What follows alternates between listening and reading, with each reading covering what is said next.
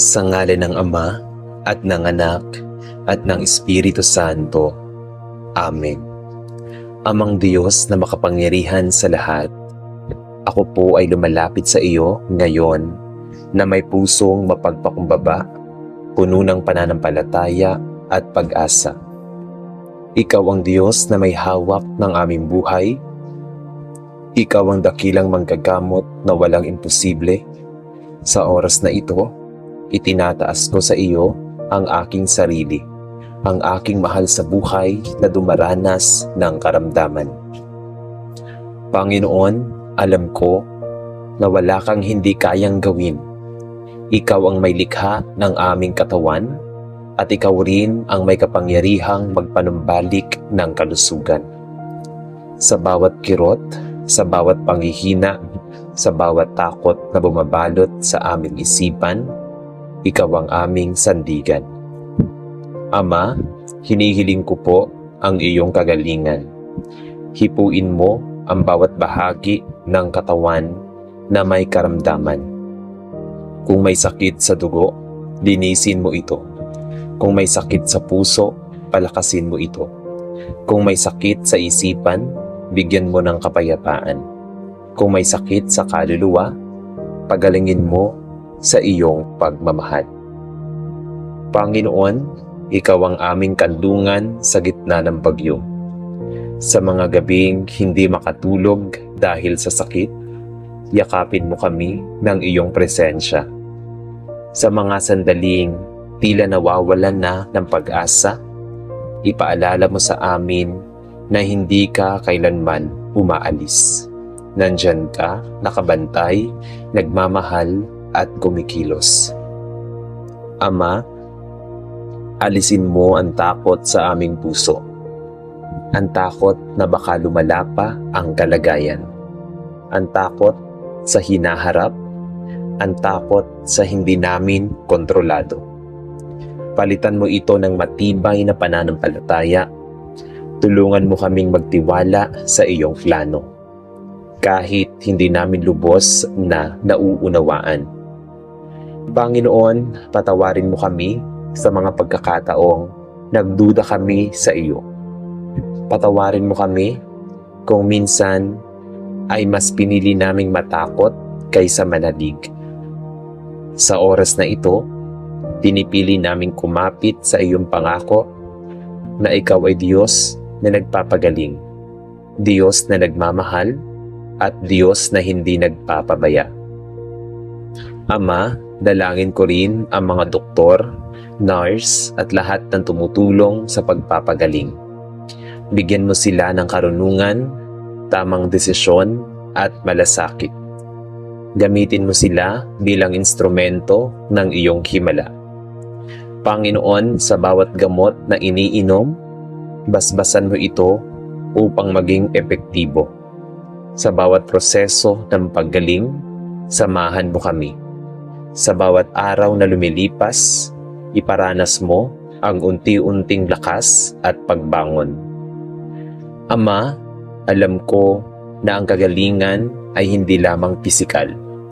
Kaya hinihiling ko rin ang kagalingan ng puso at isipan. Kung may bigat sa damdamin, pagaanin mo. Kung may lungkot at pangamba, palitan mo ng kapayapaan. Kung may pagod na hindi nakikita, palakasin mo kami mula sa loob. Panginoon, turuan mo kaming maging matatag sa gitna ng pagsubok na ito. Turuan mo kaming magpasalamat kahit sa gitna ng hirap.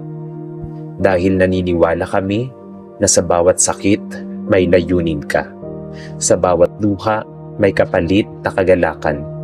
Sa bawat pagsubok, may nakahandang tagumpay. Ama, pinipili naming maniwala na ang sakit na ito ay hindi ang wakas ng aming kwento. Ito ay bahagi lamang ng iyong paglalakbay.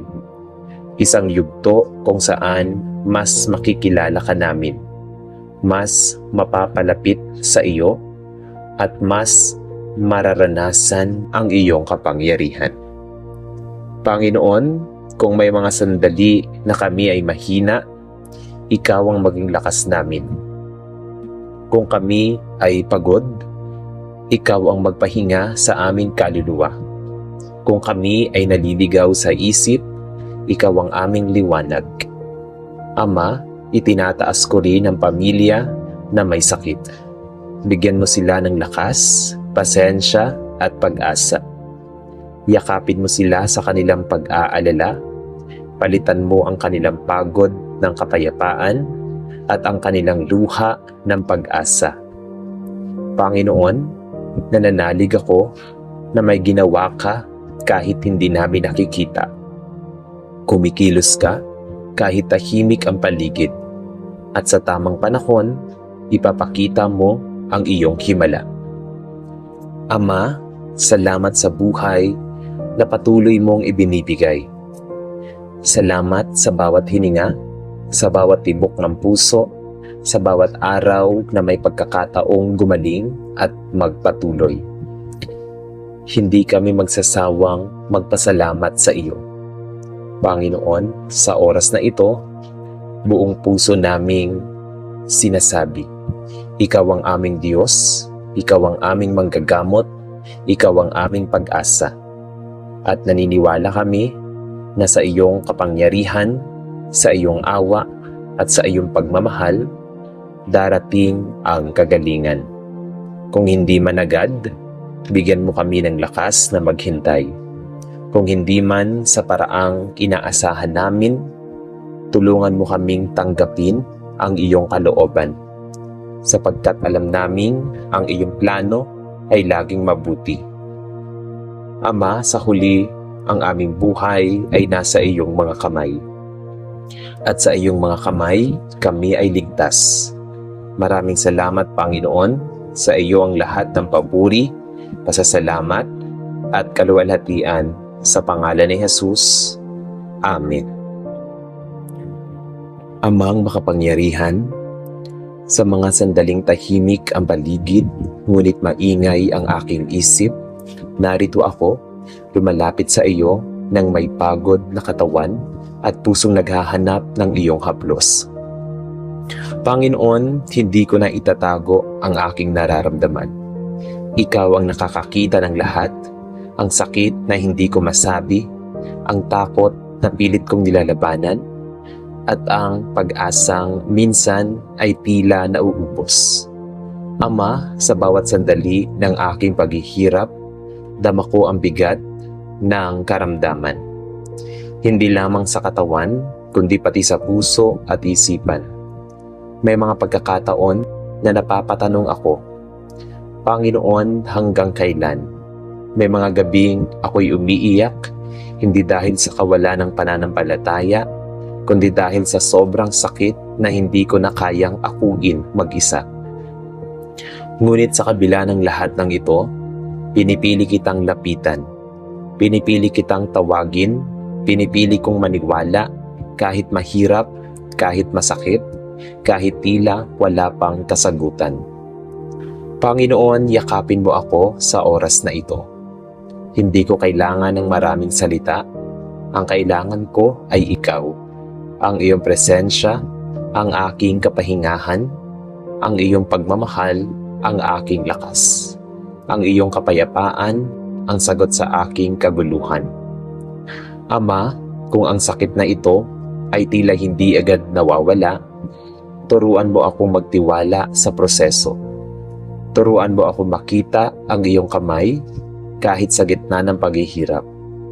Dahil alam ko, Panginoon, na hindi mo ako pinababayaan kahit kailan.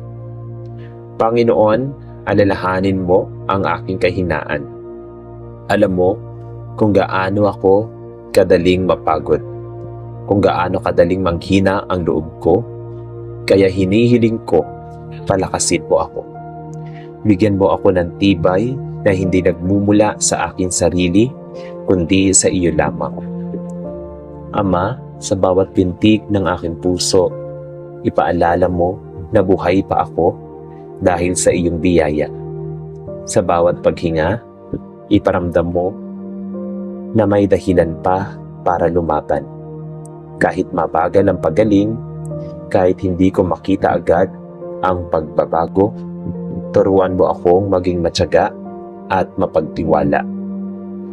Panginoon, minsan naiinggit ako sa mga taong malakas at malusog. Naiisip ko kung bakit ako ang dumaranas nito. Ngunit ngayon, ibinibigay ko sa iyo ang lahat ng tanong ko. Hindi ko man maintindihan, pipiliin kitang pagkatiwalaan. Ama, alisin mo ang anumang negatibong kaisipan na pumasok sa aking isip. Ang mga salitang, hindi ka na gagaling, nawala ng pag-asa at sumuko ka na. Huwag mo pong hayaang manaig ang mga ito. Sa halip, punuin mo ako ng iyong katotohanan na ikaw ay Diyos ng himala, Diyos ng kagalingan at Diyos ng bagong simula. Panginoon, kung ako man ay nanghihina, ikaw ang maging lakas mo. Kung ako man ay nalulungkot, ikaw ang maging kagalakan ko. Kung ako man ay natatakot, ikaw ang maging kapayapaan ko. Ama, sa mga panahong hindi ko na kayang manalangin, tanggapin mo kahit ang katahimikan ko bilang panalangin. Alam mo ang laman ng puso ko kahit hindi ko ito masabi. Alam mo ang bawat luha na tumutulo, bawat buntong hininga na aking pinakakawalan. Panginoon, nais kong maramdaman na hindi ako nag-iisa. Kahit sa ospital, kahit sa kwarto, kahit sa kama, kung saan ako nagpapahinga. Samahan mo ako.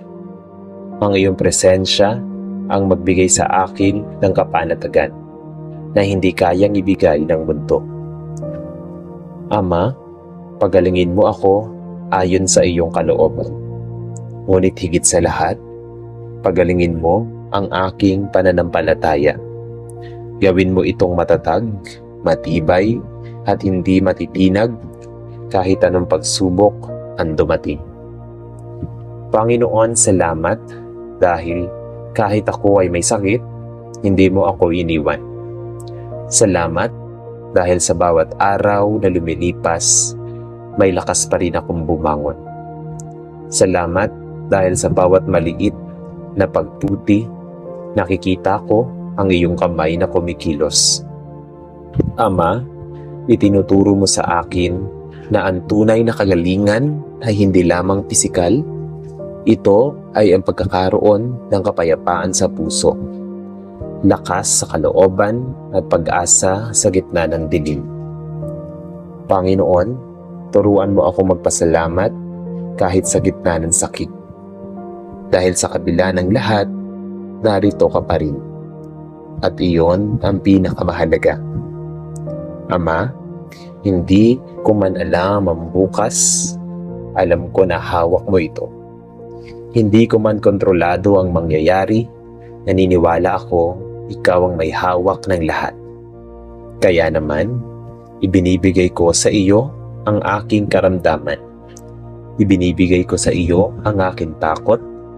Ibinibigay ko sa iyo ang aking pagod. At kapalit nito, tinatanggap ko ang iyong kapayapaan, iyong lakas at iyong pag-asa. Panginoon, ipaalala mo sa akin araw-araw na may dahilan para magpatuloy. Na ang kwento ko ay hindi pa tapos, na ang darating pang kagalingan, may darating pang liwanag, at may darating pang simula. Ama, pinipili kitang purihin kahit ako ay may sakit. Pinipili kitang sambahin kahit ako ay nanghihina. Pinipili kitang mahalin kahit ako ay nasasaktan. Dahil ikaw lamang ang aking Diyos. Ikaw lamang ang aking sandigan. Ikaw lamang ang aking pag-asa. At sa iyo, Panginoon, ako kumakapit ng buong puso, ng buong lakas, at ng buong pananampalataya. Sa pangalan ni Jesus, Amen. Amang Diyos, sa puntong ito ng aking buhay, wala na akong maipagpapapuri. Wala na akong lakas na ipagmamalaki. Narito ako, mahina, sugatan, at lubos na nangangailangan ng iyong presensya. Hindi ko na kayang itago ang sakit, hindi ko na kayang magpanggap na ako ay okay. Panginoon, pagod na po ako. May mga sandaling gusto ko nang sumuko. May mga sandaling tinatanong ko kung kaya ko pa ba. Ang bawat araw ay tila isang labanan na hindi ko alam kung paano pananagumpayan. Ang bawat gabi ay puno ng luha na ako lamang ang nakakaalam. Ngunit sa kabila ng lahat, Panginoon, nandito pa rin ako, kumakatok sa iyong puso, umaasa sa iyong awa. Ama, kung ito man ang punto na ako ay ganap ng mahina, hayaan mo itong maging simula ng iyong lakas sa aking buhay. Dahil alam ko, Panginoon, na kapag ako ay wala nang maibigay, doon ka kumikilos ng higit. Panginoon, hawakan mo ako ngayon. Hindi ko kailangan ng paliwanag. Ang kailangan ko ay iyong yakap. Ang yakap na magsasabing, anak, hindi kita iiwan. Ang yakap na magpapatunay na kahit ako ay nasa pinakamadilim na bahagi ng aking buhay, nandyan ka pa rin. Ama, nararamdaman ko ang takot. Takot sa kung ano ang mangyayari bukas. Takot sa posibilidad na lumala ang kalagayan. Takot sa sakit na maaaring hindi ko kayanin. Ngunit sa oras na ito, ibinibigay ko sa iyo ang lahat ng takot na ito. Hindi ko na ito kayang dalhin mag-isa. Panginoon, turuan mo akong magtiwala kahit wala akong makikitang kasiguraduhan. Turuan mo akong manalig kahit walang katiyakan ang hinaharap. Dahil ang pananampalataya ay hindi nakabase sa nakikita. Ito ay nakabase sa kung sino ka. At ikaw, Panginoon, ay tapat. Ikaw ay makapangyarihan. Ikaw ay mapagmahal. Kaya kahit ako ay nangihina, maniniwala pa rin ako. Kahit ako ay umiiyak, aasa pa rin ako. Kahit ako ay nasasaktan, kakapit pa rin ako. Ama, kung ako man ay aabot sa punto na hindi ko na kayang manalangin, pakinggan mo ang tibok ng aking puso bilang panalangin. Ang bawat pintig nito ay sumisigaw, Panginoon, tulungan mo ako. Panginoon, ibinubuhos ko sa iyo ang lahat. Ang sakit, ang lungkot, ang pagod, ang pangamba, at ang aking mga tanong. Hindi ko na ito itatago, hindi ko na ito ikakahiya, dahil alam ko na sa iyo ako ay ligtas. Ama, kung ang kagalingan ay darating ngayon, nagpapasalamat ako. Kung ito ay darating pa sa tamang panahon, maghihintay ako.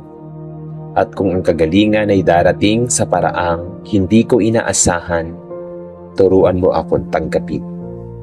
Ngunit Panginoon, higit na kagalingan ng katawan, ang aking hinihiling at kapayapaan ng aking kaluluwa.